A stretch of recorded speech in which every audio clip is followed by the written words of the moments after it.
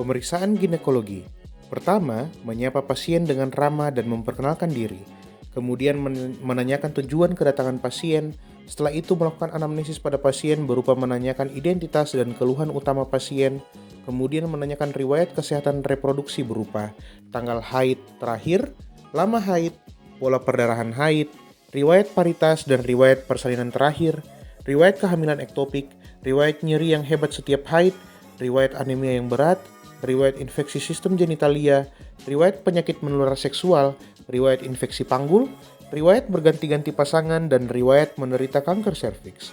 Serta ditanyakan juga riwayat penggunaan obat-obatan dan kontrasepsi, riwayat penyakit dahulu, dan riwayat penyakit keluarga. Setelah itu kita memberikan penjelasan mengenai prosedur pemeriksaan kepada pasien. Ibu, pada saat ini kami akan melakukan pemeriksaan ginekologi untuk mengetahui apakah ada kelainan pada organ reproduksi ibu. Pemeriksaan ini dapat menimbulkan perasaan tidak nyaman tetapi tidak membahayakan. Kemudian tanyakan kesediaan ibu untuk diperiksa. Lalu minta pasien untuk mengosongkan kandung kemih dan mencuci area genitalia dengan air mengalir dan sabun. Setelah itu, melepaskan celana dan berbaring di meja ginekologi. Siapkan alat dan bahan yang akan digunakan, yaitu spekulum cocor bebek, ring, tang, kapas, larutan antiseptik, gel, handskun steril, apron, dan piala ginjal sebagai wadah untuk alat bekas pakai. Selanjutnya pemeriksa mencuci tangan dengan air bersih, mengalir, dan sabun dengan menggunakan 6 langkah cuci tangan menurut WHO. Kemudian palpasi pada daerah perut. Apakah ada nyeri, benjolan, atau kelainan lainnya di daerah suprapubik. Setelah itu, kenakan kain penutup pada pasien untuk pemeriksaan panggul. Kemudian pemeriksa menggunakan handskun steril sebelum pemeriksaan ginekologi dilakukan. Kemudian, atur arah sumber cahaya dan inspeksi pada daerah genitalia eksterna apakah ada lesi kulit, massa atau discharge pada vagina, tanda-tanda radang, jaringan fibrotik maupun visura. Kemudian, lakukan toilet vulva dari depan ke belakang, dari labia mayor kanan ke labia mayor kiri, dan pada bagian tengah. Kemudian, palpasi kelenjar Shen dan juga Bartolini pada arah jam 5 atau jam 7 untuk menentukan apakah ada massa, kistik, bengkak, tanda radang, nyeri, atau DU. Lakukan pemeriksaan in speculum menggunakan spekulum cocor bebek yang panjang dan ukurannya sudah disesuaikan dengan panjang liang vagina ibu. Gunakan gel untuk lubrikasi spekulum agar tidak nyeri. Minta ibu untuk mengambil nafas yang dalam pada saat akan dimasukkan spekulum. Lalu masukkan spekulum dengan tangan kiri menekan pada komisura posterior dan tangan kanan memasukkan spekulum dalam posisi miring dan tertutup. Setelah 2/3 spekulum masuk, putar 90 derajat dalam posisi horizontal, setelah itu kencingkan sekrupnya.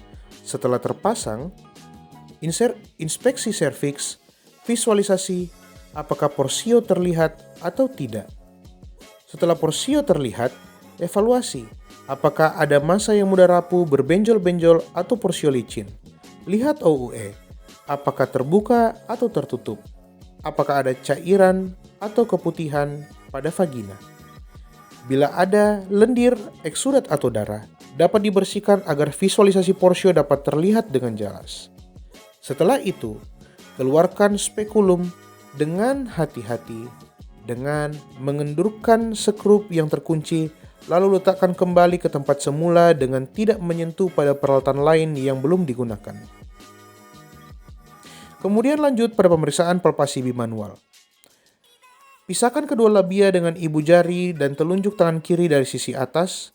Kemudian masukkan jari telunjuk dengan jari tengah kanan ke dalam vagina dalam posisi lurus. Ibu jari lurus ke atas dan 2 jari lainnya dalam keadaan fleksi. Kemudian letakkan ujung jari pada suprasimfisis untuk menentukan arah, besar, dan posisi serta konsistensi uterus. Lakukan pemeriksaan untuk menentukan konsistensi serviks, adnexa, dan parametrium kiri dan kanan. Pastikan tidak ada infeksi atau tumor. Pastikan gerakan serviks bebas. Setelah itu, keluarkan jari-jari yang berada di vagina.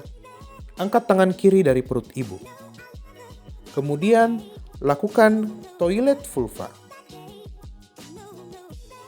Dapat juga dilakukan pemeriksaan rektovaginal bila ada indikasi, seperti kesulitan menentukan besar uterus retroversi.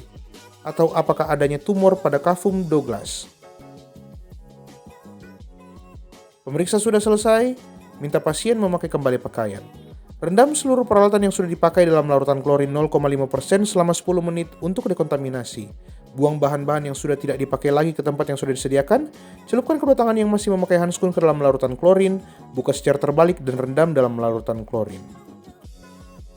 Setelah itu, cuci tangan dengan air mengalir dan juga menggunakan sabun dengan 6 langkah cuci tangan menurut WHO.